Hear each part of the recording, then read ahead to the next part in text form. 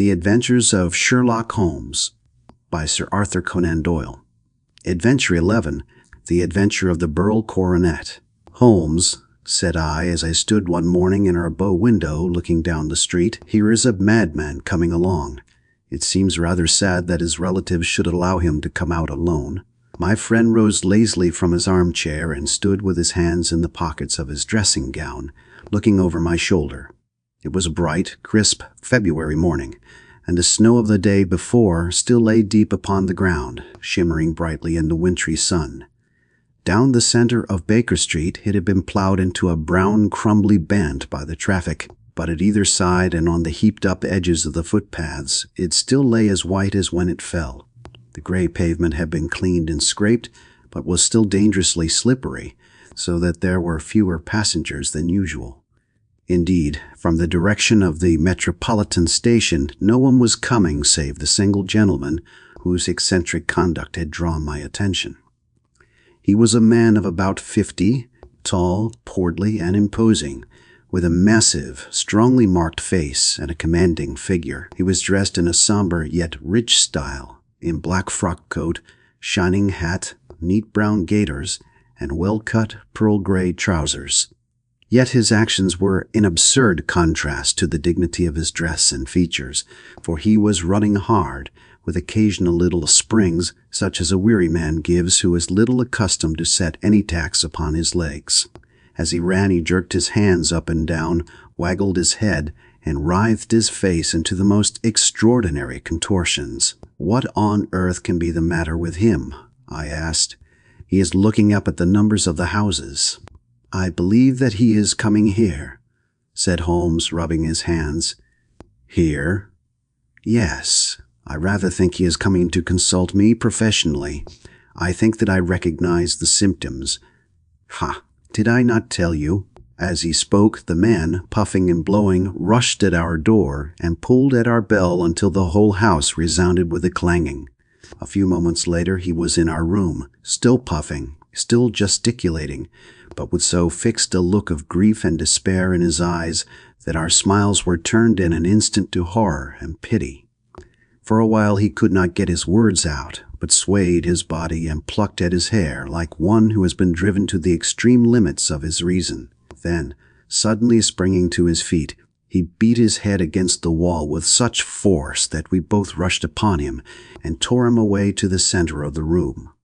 Sherlock Holmes pushed him down into the easy-chair, and sitting beside him, patted his hand and chatted with him in the easy, soothing tones which he knew so well how to employ. "You have come to tell me your story, have you not?" said he. "You are fatigued with your haste.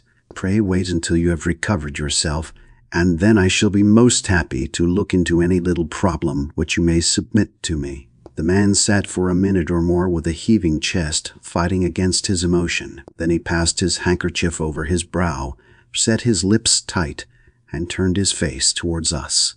"No doubt you think me mad," said he. "I see that you have had some great trouble," responded Holmes. "God knows I have. A trouble which is enough to unseat my reason, so sudden and so terrible is it. Public disgrace I might have faced, although I am a man whose character has never yet borne a stain. Private affliction also is the lot of every man. But the two coming together, and in so frightful a form, have been enough to shake my very soul. Besides, it is not I alone. The very noblest in the land may suffer unless some way be found out of this horrible affair." "Pray compose yourself, sir," said Holmes, "and let me have a clear account of who you are and what it is that has befallen you." "My name," answered our visitor, "is probably familiar to your ears. I am Alexander Holder, of the banking firm of Holder and Stevenson, of Threadneedle Street." The name was indeed well known to us as belonging to the senior partner in the second largest private banking concern in the city of London. What could have happened then to bring one of the foremost citizens of London to this most pitiable pass? We waited, all curiosity, until with another effort he braced himself to tell his story. "I feel that time is of value," said he. That is why I hastened here when the police inspector suggested that I should secure your cooperation. I came to Baker Street by the Underground and hurried from there on foot, for the cabs go slowly through the snow. That is why I was so out of breath, for I am a man who takes very little exercise. I feel better now, and I will put the facts before you as shortly and yet as clearly as I can. It is, of course, well known to you that in a successful banking business as much depends upon our being able to find remunerative investments for our funds as upon our increasing our connection and the number of our depositors. One of our most lucrative means of laying out money is in the shape of loans, where the security is unimpeachable. We have done a good deal in this direction during the last few years, and there are many noble families to whom we have advanced large sums upon the security of their pictures, libraries, or plate. Yesterday morning, I was seated in my office at the bank when a card was brought in to me by one of the clerks. I started when I saw the name, for it was that of none other than, well, perhaps even to you I had better say no more than that it was a name which is a household word all over the earth, one of the highest, noblest, most exalted names in England. I was overwhelmed by the honor and attempted, when he entered, to say so, but he plunged at once into business with the air of a man who wishes to hurry quickly through a disagreeable task. "Mr. Holder," said he, "I have been informed that you are in the habit of advancing money. The firm does so when the security is good," I answered. "It is absolutely essential to me," said he, "that I should have £50,000 at once. I could, of course, borrow so trifling a sum 10 times over from my friends, but I much prefer to make it a matter of business, and to carry out that business myself. In my position you can readily understand that it is unwise to place oneself under obligations. For how long, may I ask, do you want this sum?" I asked. "Next Monday I have a large sum due to me, and I shall then most certainly repay what you advance, with whatever interest you think it right to charge. But it is very essential to me that the money should be paid at once. I should be happy to advance it without further parley from my own private purse," said I, "were it not that the strain would be rather more than it could bear. If, on the other hand, I am to do it in the name of the firm, then in justice to my partner I must insist that, even in your case, every business-like precaution should be taken." "I should much prefer to have it so," said he, raising up a square black morocco case which he had laid beside his chair. "You have doubtless heard of the Burl coronet?" "One of the most precious public possessions of the empire," said I. "Precisely." He opened the case, and there, embedded in soft flesh-colored velvet, lay the magnificent piece of jewelry which he had named. "There are 39 enormous burls," said he, "and the price of the gold chasing is incalculable. The lowest estimate would put the worth of the coronet at double the sum which I have asked. I am prepared to leave it with you as my security." I took the precious case into my hands and looked in some perplexity from it to my illustrious client. "You doubt its value?" he asked. "Not at all. I only doubt the propriety of my leaving it. You may set your mind at rest about that. I should not dream of doing so were it not absolutely certain that I should be able in 4 days to reclaim it. It is a pure matter of form. Is the security sufficient? Ample? You understand, Mr. Holder, that I am giving you a strong proof of the confidence which I have in you, founded upon all that I have heard of you. I rely upon you not only to be discreet and to refrain from all gossip upon the matter, but, above all, to preserve this coronet with every possible precaution, because I need not say that a great public scandal would be caused if any harm were to befall it. Any injury to it would be almost as serious as its complete loss, for there are no beryls in the world to match these, and it would be impossible to replace them. I leave it with you, however, with every confidence, and I shall call for it in person on Monday morning. Seeing that my client was anxious to leave, I said no more, but, calling for my cashier, I ordered him to pay over 50 £1,000 notes.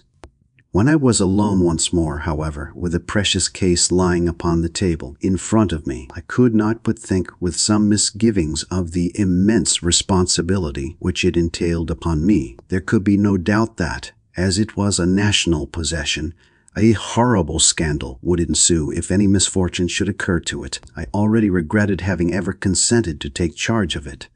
However, it was too late to alter the matter now, so I locked it up in my private safe and turned once more to my work. When evening came, I felt that it would be an imprudence to leave so precious a thing in the office behind me. Bankers' safes have been forced before now, and why should not mine be? If so, how terrible would be the position in which I should find myself. I determined, therefore, that for the next few days I would always carry the case backward and forward with me, so that it might never be really out of my reach. With this intention, I called a cab and drove out to my house at Streatham, carrying the jewel with me. I did not breathe freely until I had taken it upstairs and locked it in the bureau of my dressing room. And now, a word as to my household, Mr. Holmes, for I wish you to thoroughly understand the situation. My groom and my page sleep out of the house and may be set aside altogether. I have 3 maidservants who have been with me a number of years, and whose absolute reliability is quite above suspicion. Another, Lucy Parr, the second waiting maid, has only been in my service a few months. She came with an excellent character, however, and has always given me satisfaction. She is a very pretty girl, and has attracted admirers who have occasionally hung about the place. That is the only drawback which we have found to her, but we believe her to be a thoroughly good girl in every way. So much for the servants. My family itself is so small that it will not take me long to describe it. I am a widower and have an only son, Arthur. He has been a disappointment to me, Mr. Holmes, a grievous disappointment. I have no doubt that I am myself to blame. People tell me that I have spoiled him. Very likely I have. When my dear wife died, I felt that he was all I had to love. I could not bear to see the smile fade even for a moment from his face. I have never denied him a wish. Perhaps it would have been better for both of us had I been sterner, but I meant it for the best. It was naturally my intention that he should succeed me in my business, but he was not of a business turn. He was wild, wayward, and to speak the truth, I could not trust him in the handling of large sums of money. When he was young, he became a member of an aristocratic club, and there, having charming manners, he was soon the intimate of a number of men with long purses and expensive habits. He learned to play heavily at cards and to squander money on the turf, until he had again and again to come to me and implore me to give him an advance upon his allowance, that he might settle his debts of honor. He tried more than once to break away from the dangerous company which he was keeping, but each time the influence of his friend, Sir George Burnwell, was enough to draw him back again. And indeed, I could not wonder that such a man as Sir George Burnwell should gain an influence over him, for he has frequently brought him to my house, and I have found myself that I could hardly resist the fascination of his manner. He is older than Arthur, a man of the world to his fingertips, one who has been everywhere, seen everything, a brilliant talker, and a man of great personal beauty. Yet when I think of him in cold blood, far away from the glamour of his presence, I am convinced from his cynical speech and the look which I have caught in his eyes that he is one who should be deeply distrusted. So I think, and so too thinks my little Mary, who has a woman's quick insight into character. And now there is only she to be described. She is my niece, but when my brother died 5 years ago and left her alone in the world, I adopted her, and have looked upon her ever since as my daughter. She is a sunbeam in my house, sweet, loving, beautiful, a wonderful manager and housekeeper, yet as tender and quiet and gentle as a woman could be. She is my right hand. I do not know what I could do without her. In only one matter has she ever gone against my wishes. Twice my boy has asked her to marry him, for he loves her devotedly, but each time she has refused him. I think that if anyone could have drawn him into the right path, it would have been she, and that his marriage might have changed his whole life. But now, alas, it is too late, forever too late. Now, Mr. Holmes, you know the people who live under my roof, and I shall continue with my miserable story. When we were taking coffee in the drawing-room that night after dinner, I told Arthur and Mary my experience, and of the precious treasure which we had under our roof, suppressing only the name of my client. Lucy Parr, who had brought in the coffee, had, I am sure, left the room, but I cannot swear that the door was closed. Mary and Arthur were much interested and wished to see the famous coronet, but I thought it better not to disturb it. "Where have you put it?" asked Arthur. "In my own bureau. Well, I hope to goodness the house won't be burgled during the night," said he. "It is locked up," I answered. "Oh, any old key will fit that bureau. When I was a youngster, I have opened it myself with the key of the box-room cupboard." He often had a wild way of talking, so that I thought little of what he said.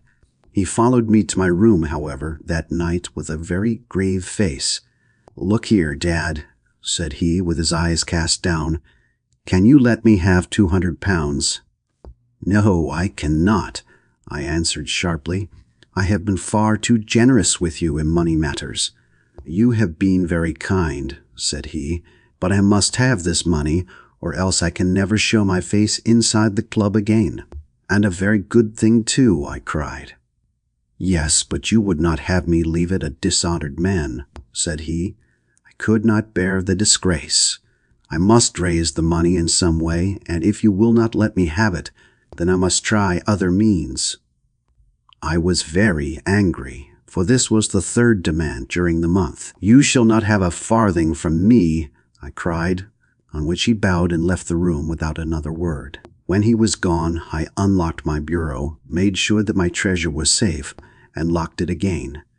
Then I started to go round the house to see that all was secure, a duty which I usually leave to Mary, but which I thought it well to perform myself that night. As I came down the stairs, I saw Mary herself at the side window of the hall, which she closed and fastened as I approached.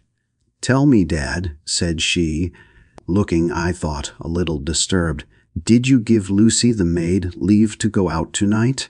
"Certainly not. She came in just now by the back door. I have no doubt that she has only been to the side gate to see someone, but I think that it is hardly safe and should be stopped. You must speak to her in the morning, or I will if you prefer it. Are you sure that everything is fastened?" "Quite sure, Dad." "Then, good night." I kissed her and went up to my bedroom again, where I was soon asleep. I am endeavoring to tell you everything, Mr. Holmes, which may have any bearing upon the case, but I beg that you will question me upon any point which I do not make clear.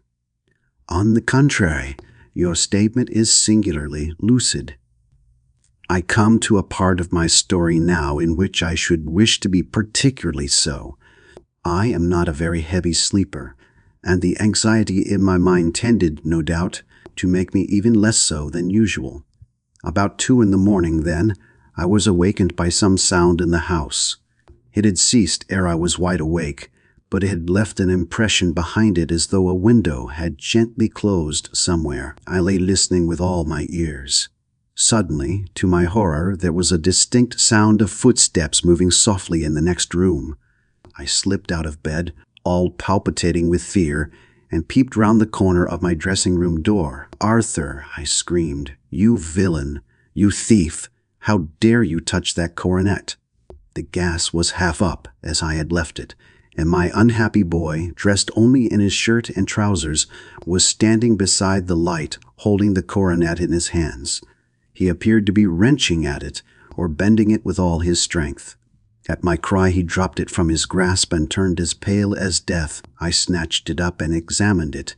One of the gold corners, with 3 of the beryls in it, was missing. "You blackguard!" I shouted, beside myself with rage. "You have destroyed it. You have dishonored me forever." Where are the jewels which you have stolen?" "Stolen?" he cried. "Yes, thief," I roared, shaking him by the shoulder. "There are none missing. There cannot be any missing," said he. "There are 3 missing, and you know where they are. Must I call you a liar as well as a thief? Did I not see you trying to tear off another piece?"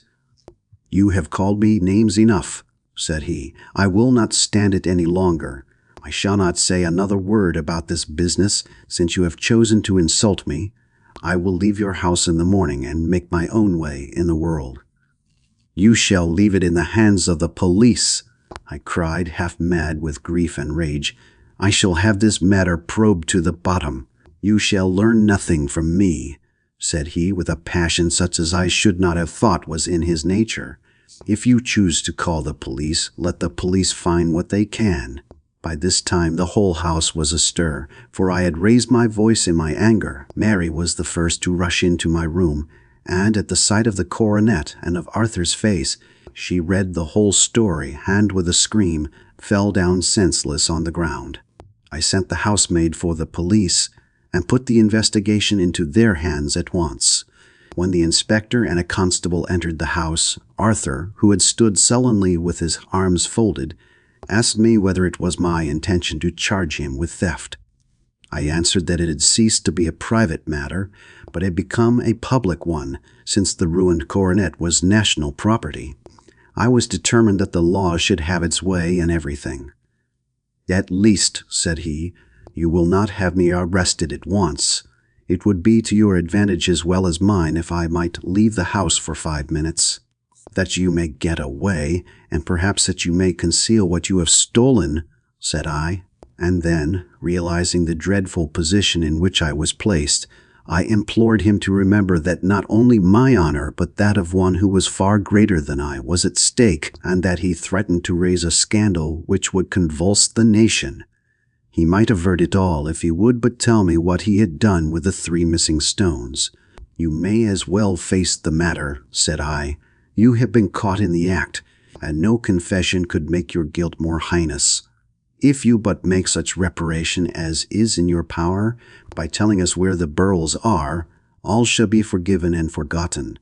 "Keep your forgiveness for those who ask for it," he answered, turning away from me with a sneer.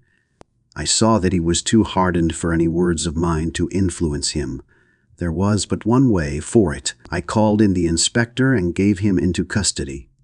A search was made at once, not only of his person but of his room, and of every portion of the house where he could possibly have concealed the gems, but no trace of them could be found, nor would the wretched boy open his mouth for all our persuasions and our threats. This morning he was removed to a cell, and I, after going through all the police formalities, have hurried round to you to implore you to use your skill in unraveling the matter. The police have openly confessed that they can at present make nothing of it. You may go to any expense which you think necessary. I have already offered a reward of £1,000. My God, what shall I do? I have lost my honor, my gems, and my son in one night. Oh, what shall I do?" He put a hand on either side of his head and rocked himself to and fro, droning to himself like a child whose grief has got beyond words. Sherlock Holmes sat silent for some few minutes, with his brows knitted and his eyes fixed upon the fire. "Do you receive much company?" he asked. "None save my partner with his family and an occasional friend of Arthur's. Sir George Burnwell has been several times lately. No one else, I think. Do you go out much in society?" "Arthur does. Mary and I stay at home. We neither of us care for it." "That is unusual in a young girl. She is of a quiet nature. Besides, she is not so very young. She is 24. This matter, from what you say, seems to have been a shock to her also." "Terrible. She is even more affected than I." "You have neither of you any doubt as to your son's guilt?" "How can we have when I saw him with my own eyes with a coronet in his hands?" "I hardly consider that a conclusive proof. Was the remainder of the coronet at all injured?" "Yes, it was twisted." "Do you not think, then, that he might have been trying to straighten it?" God bless you. You are doing what you can for him and for me, but it is too heavy a task. What was he doing there at all? If his purpose were innocent, why did he not say so? Precisely. And if it were guilty, why did he not invent a lie? His silence appears to me to cut both ways. There are several singular points about the case. What did the police think of the noise which awoke you from your sleep? They considered that it might be caused by Arthur's closing his bedroom door. A likely story. As if a man bent on felony would slam his door so as to wake a household. What did they say then of the disappearance of these gems? They are still sounding the planking and probing the furniture in the hope of finding them. Have they thought of looking outside the house? Yes, they have shown extraordinary energy. The whole garden has already been minutely examined. Now, my dear sir, said Holmes, is it not obvious to you now that this matter really strikes very much deeper than either you or the police were at first inclined to think? It appeared to you to be a simple case. To me, it seems exceedingly complex. Consider what is involved by your theory. You suppose that your son came down from his bed, went at great risk to your dressing room, opened your bureau, took out your coronet, broke off by main force a small portion of it, went to some other place, concealed 3 gems out of the 39, with such skill that nobody can find them, and then returned with the other 36 into the room in which he exposed himself to the greatest danger of being discovered. I ask you now, is such a theory tenable? But what other is there? Cried the banker with a gesture of despair. If his motives were innocent, why does he not explain them? It is our task to find that out, replied Holmes. So now, if you please, Mr. Holder, we will set off for Streatham together and devote an hour to glancing a little more closely into details. My friend insisted upon my accompanying them in their expedition, which I was eager enough to do, for my curiosity and sympathy were deeply stirred by the story to which we had listened. I confess that the guilt of the banker's son appeared to me to be as obvious as it did to his unhappy father, but still I had such faith in Holmes's judgment that I felt there must be some grounds for hope, as long as he was dissatisfied with the accepted explanation.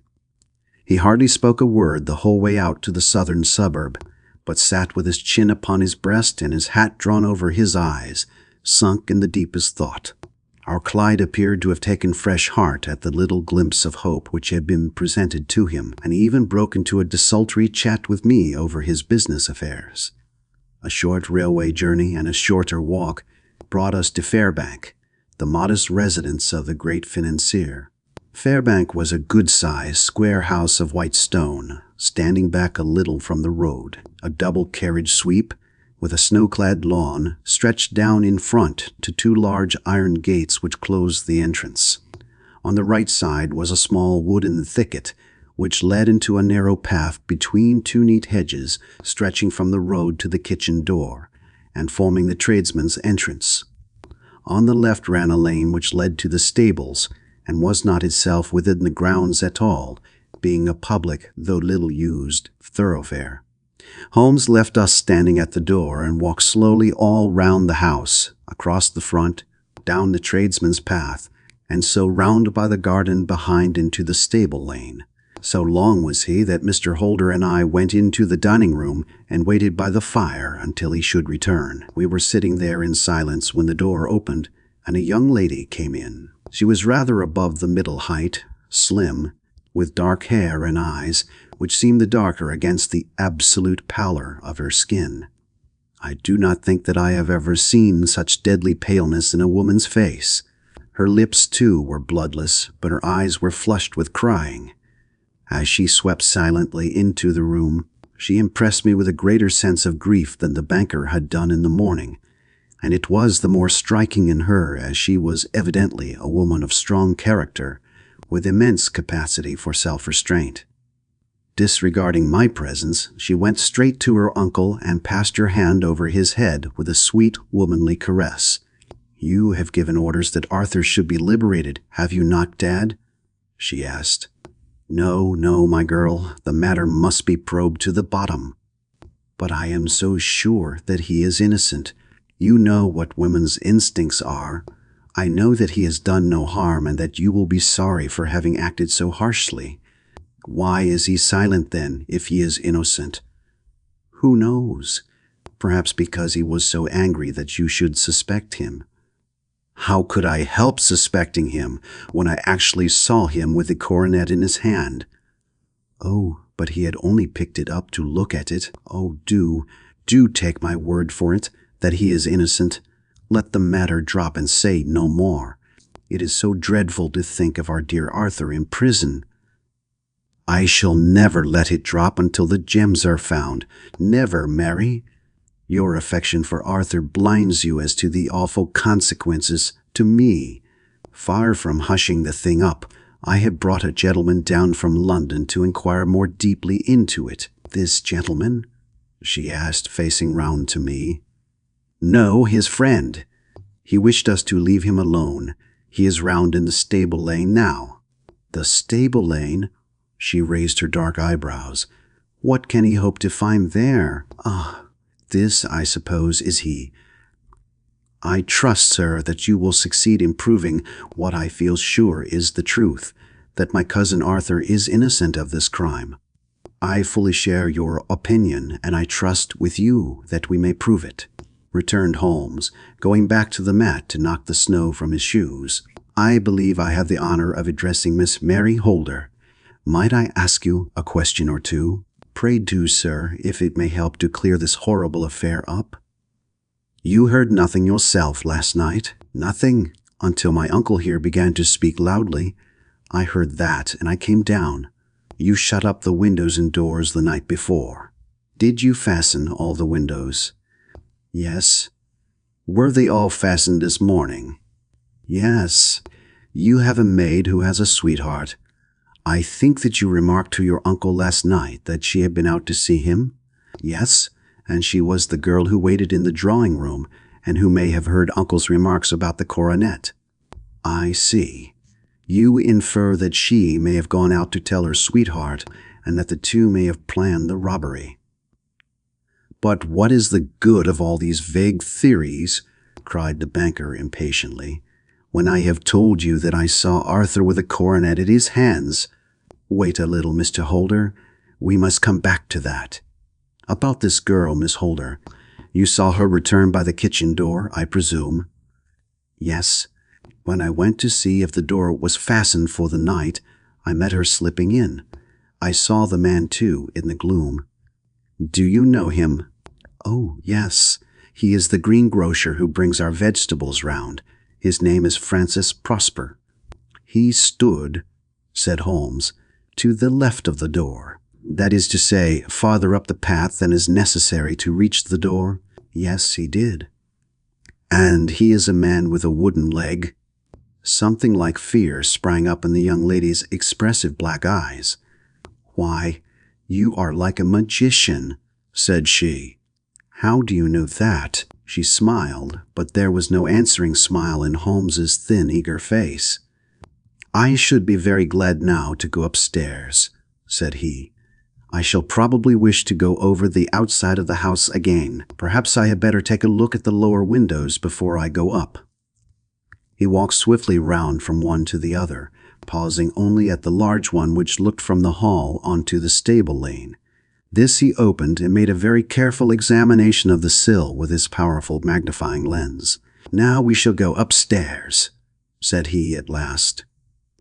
The banker's dressing room was a plainly furnished little chamber, with a grey carpet, a large bureau, and a long mirror. Holmes went to the bureau first and looked hard at the lock. Which key was used to open it? He asked. That which my son himself indicated, that of the cupboard of the lumber room. Have you it here? That is it on the dressing table. Sherlock Holmes took it up and opened the bureau. It is a noiseless lock, said he. It is no wonder that it did not wake you. This case, I presume, contains the coronet. We must have a look at it. He opened the case, and taking out the diadem, he laid it upon the table. It was a magnificent specimen of the jeweler's art, and the 36 stones were the finest that I have ever seen. At one side of the coronet was a cracked edge, where a corner holding 3 gems had been torn away. "Now, Mr. Holder," said Holmes, "here is the corner which corresponds to that which has been so unfortunately lost. Might I beg that you will break it off?" The banker recoiled in horror. "I should not dream of trying," said he. "Then I will." Holmes immediately bent his strength upon it, but without result. "I feel it give a little," said he, "but though I am exceptionally strong in the fingers, it would take all my time to break it. An ordinary man could not do it. Now, what do you think would happen if I did break it, Mr. Holder? There would be a noise like a pistol shot. Do you tell me that all this happened within a few yards of your bed, and that you heard nothing of it?" "I do not know what to think. It is all dark to me, but perhaps it may grow lighter as we go. What do you think, Miss Holder?" I confess that I still share my uncle's perplexity. "Your son had no shoes or slippers on when you saw him." "He had nothing on save only his trousers and shirt." "Thank you. We have certainly been favored with extraordinary luck during this inquiry, and it will be entirely our own fault if we do not succeed in clearing the matter up. With your permission, Mr. Holder, I shall now continue my investigations outside." He went alone at his own request, for he explained that any unnecessary footmarks might make his task more difficult. For an hour or more he was at work, returning at last with his feet heavy with snow and his features as inscrutable as ever. "I think that I have seen now all that there is to see, Mr. Holder," said he. "I can serve you best by returning to my rooms. But the gems, Mr. Holmes, where are they?" "I cannot tell." The banker wrung his hands. "I shall never see them again," he cried. "And my son? You give me hopes. My opinion is in no way altered." "Then, for God's sake, what was this dark business which was acted in my house last night?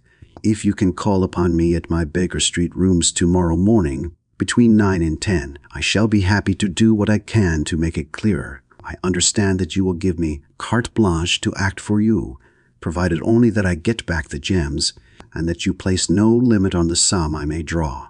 I would give my fortune to have them back. Very good. I shall look into the matter between this and then. Goodbye. It is just possible that I may have to come over here again before evening." It was obvious to me that my companion's mind was now made up about the case, although what his conclusions were was more than I could even dimly imagine. Several times during our homeward journey I endeavored to sound him upon the point, but he always glided away to some other topic, until at last I gave it over in despair. It was not yet 3 when we found ourselves in our rooms once more. He hurried to his chamber and was down again in a few minutes, dressed as a common loafer, with his collar turned up, his shiny, seedy coat, his red cravat, and his worn boots.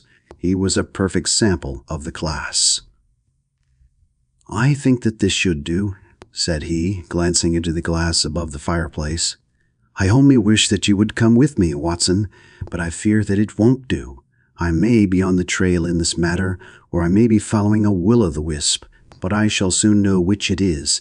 I hope that I may be back in a few hours." He cut a slice of bread from the joint upon the sideboard, sandwiched it between 2 rounds of bread, and thrusting this rude meal into his pocket, he started off upon his expedition. I had just finished my tea when he returned, evidently in excellent spirits, swinging an old elastic-sided boot in his hand. He chucked it down into a corner and helped himself to a cup of tea. "I only looked in as I passed," said he. "I'm going right on." "Where to?" "Oh, to the other side of the West End. It may be some time before I get back. Don't wait up for me in case I should be late." "How are you getting on?"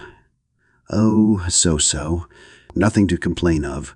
I have been out to Streatham since I saw you last, but I did not call at the house.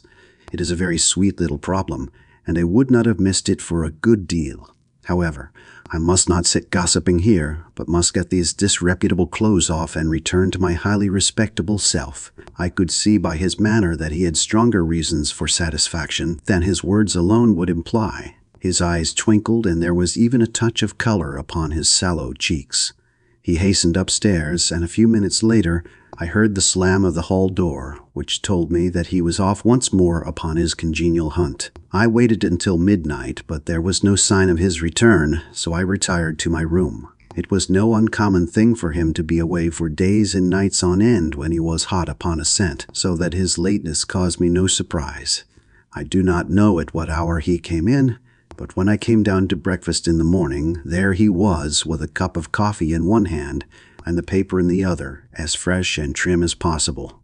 "You will excuse my beginning without you, Watson," said he, "but you remember that our client has rather an early appointment this morning." "Why, it is after 9 now," I answered. "I should not be surprised if that were he. I thought I heard a ring." It was indeed our friend the financier. I was shocked by the change which had come over him, for his face, which was naturally of a broad and massive mold, was now pinched and fallen in, while his hair seemed to me at least a shade whiter. He entered with a weariness and lethargy which was even more painful than his violence of the morning before, and he dropped heavily into the armchair, which I pushed forward for him.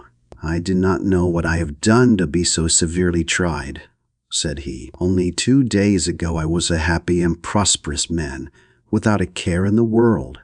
Now I am left to a lonely and dishonored age. One sorrow comes close upon the heels of another. My niece, Mary, has deserted me." "Deserted you?" "Yes. Her bed this morning had not been slept in. Her room was empty, and a note for me lay upon the hall table. I had said to her last night, in sorrow and not in anger, that if she had married my boy all might have been well with him. Perhaps it was thoughtless of me to say so. It is to that remark that she refers in this note. My dearest uncle, I feel that I have brought trouble upon you, and that if I had acted differently, this terrible misfortune might never have occurred. I cannot, with this thought in my mind, ever again be happy under your roof, and I feel that I must leave you forever. Do not worry about my future, for that is provided for, and above all, do not search for me, for it will be fruitless labor and an ill service to me. In life or in death, I am ever your loving Mary." What could she mean by that note, Mr. Holmes? Do you think it points to suicide? No, nothing of the kind. It is perhaps the best possible solution. I trust, Mr. Holder, that you are nearing the end of your troubles. You say so. You have heard something, Mr. Holmes? You have learned something. Where are the gems? You would not think £1,000 apiece an excessive sum for them? I would pay 10. That would be unnecessary. 3,000 will cover the matter, and there is a little reward, I fancy. Have you your checkbook? Here is a pen. Better make it out for £4,000. With a dazed face, the banker made out the required check. Holmes walked over to his desk, took out a little triangular piece of gold with 3 gems in it, and threw it down upon the table. With a shriek of joy, our client clutched it up. "You have it," he gasped. "I am saved. I am saved." The reaction of joy was as passionate as his grief had been, and he hugged his recovered gems to his bosom. "There is one other thing you owe, Mr. Holder," said Sherlock Holmes rather sternly. "Oh," he caught up a pen. "Name the sum, and I will pay it." "No, the debt is not to me. You owe a very humble apology to that noble lad, your son, who has carried himself in this matter as I should be proud to see my own son do, should I ever chance to have one." "Then it was not Arthur who took them?" "I told you yesterday, and I repeat today, that it was not." "You are sure of it? Then let us hurry to him at once to let him know that the truth is known." "He knows it already. When I had cleared it all up, I had an interview with him, and finding that he would not tell me the story, I told it to him, on which he had to confess that I was right, and to add the very few details which were not yet quite clear to me. Your news of this morning, however, may open his lips." For heaven's sake, tell me then, what is this extraordinary mystery? I will do so, and I will show you the steps by which I reached it. And let me say to you first, that which is hardest for me to say and for you to hear. There has been an understanding between Sir George Burnwell and your niece Mary. They have now fled together. My Mary? Impossible. It is unfortunately more than possible. It is certain. Neither you nor your son knew the true character of this man when you admitted him into your family circle. He is one of the most dangerous men in England, a ruined gambler, an absolutely desperate villain, a man without heart or conscience. Your niece knew nothing of such men. When he breathed his vows to her, as he had done to 100 before her, she flattered herself that she alone had touched his heart. The devil knows best what he said, but at least she became his tool and was in the habit of seeing him nearly every evening. I cannot, and I will not believe it, cried the banker with an ashen face. I will tell you then what occurred in your house last night. Your niece, when you had, as she thought, gone to your room, slipped down and talked to her lover through the window which leads into the stable lane. His footmarks had pressed right through the snow, so long had he stood there. She told him of the coronet. His wicked lust for gold kindled at the news, and he bent her to his will. I have no doubt that she loved you, but there are women in whom the love of a lover extinguishes all other loves, and I think that she must have been one. She had hardly listened to his instructions when she saw you coming downstairs, on which she closed the window rapidly and told you about one of the servants' escapades with her wooden-legged lover, which was all perfectly true. Your boy, Arthur, went to bed after his interview with you, but he slept badly on account of his uneasiness about his club debts.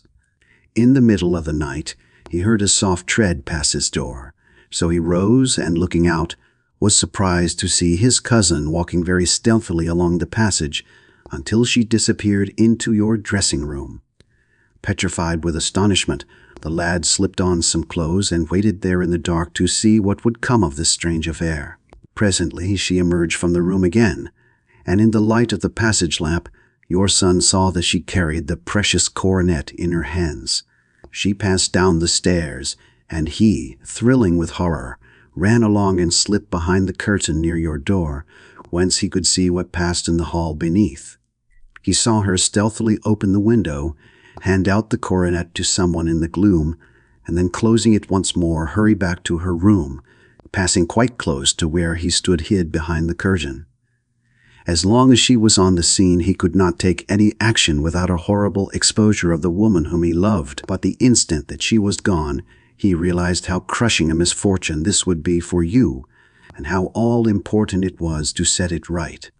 He rushed down, just as he was, in his bare feet, opened the window, sprang out into the snow, and ran down the lane where he could see a dark figure in the moonlight. Sir George Burnwell tried to get away, but Arthur caught him, and there was a struggle between them, your lad tugging at one side of the coronet, and his opponent at the other.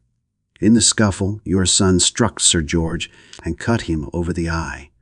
Then something suddenly snapped, and your son, finding that he had the coronet in his hands, rushed back, closed the window, ascended to your room, and had just observed that the coronet had been twisted in the struggle and was endeavoring to straighten it when you appeared upon the scene.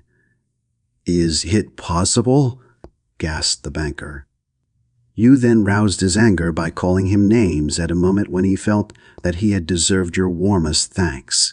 He could not explain the true state of affairs without betraying one who certainly deserved little enough consideration at his hands. He took the more chivalrous view, however, and preserved her secret. "And that was why she shrieked and fainted when she saw the coronet," cried Mr. Holder. "Oh, my God! What a blind fool I have been! And his asking to be allowed to go out for 5 minutes. The dear fellow wanted to see if the missing piece were at the scene of the struggle. How cruelly I have misjudged him." "When I arrived at the house," continued Holmes, "I at once went very carefully round it to observe if there were any traces in the snow which might help me. I knew that none had fallen since the evening before, and also that there had been a strong frost to preserve impressions. I passed along the tradesman's path, but found it all trampled down and indistinguishable. Just beyond it, however, at the far side of the kitchen door, a woman had stood and talked with a man, whose round impressions on one side showed that he had a wooden leg. I could even tell that they had been disturbed, for the woman had run back swiftly to the door, as was shown by the deep toe and light heel marks, while Wooden Leg had waited a little and then had gone away. I thought at the time that this might be the maid and her sweetheart, of whom you had already spoken to me, and inquiry showed it was so. I passed round the garden without seeing anything more than random tracks, which I took to be the police. But when I got into the stable lane, a very long and complex story was written in the snow in front of me. There was a double line of tracks of a booted man, and a second double line which I saw with delight belonged to a man with naked feet. I was at once convinced from what you had told me that the latter was your son. The first had walked both ways, but the other had run swiftly, and as his tread was marked in places over the depression of the boot, it was obvious that he had passed after the other. I followed them up and found they led to the hall window, where Boots had worn all the snow away while waiting. Then I walked to the other end, which was 100 yards or more down the lane. I saw where Boots had faced round, where the snow was cut up as though there had been a struggle, and finally, where a few drops of blood had fallen to show me that I was not mistaken. Boots had then run down the lane, and another little smudge of blood showed that it was he who had been hurt. When he came to the high road at the other end, I found that the pavement had been cleared, so there was an end to that clue. On entering the house, however, I examined, as you remember, the sill and framework of the hall window with my lens, and I could at once see that someone had passed out. I could distinguish the outline of an instep where the wet foot had been placed in coming in. I was then beginning to be able to form an opinion as to what had occurred. A man had waited outside the window. Someone had brought the gems. The deed had been overseen by your son. He had pursued the thief, had struggled with him. They had each tugged at the coronet, their united strength causing injuries which neither alone could have effected. He had returned with the prize, but had left a fragment in the grasp of his opponent. So far, I was clear.